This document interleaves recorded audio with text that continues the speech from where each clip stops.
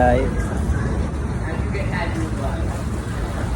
are at the final. And it's not beautiful. And you know, I'm in Lucky Days, and I'm grown up, and now I'm 4. And my name is Caitlin. This is my mom, my neighbor niece. And I'm 4. How old is you, Mom? I don't want to tell my age. 3. I am 54 years old. What? You didn't tell me? You didn't tell me. No. But you don't know my name. If I told you my name already, so I don't want to say it again. And Landon is very rude. Landon's very rude. He just pulled my hair at the mountain. I really hurt. And I didn't let anyone. Okay, we're going to end this video. Bye. So yeah, see you later. I'll see you later.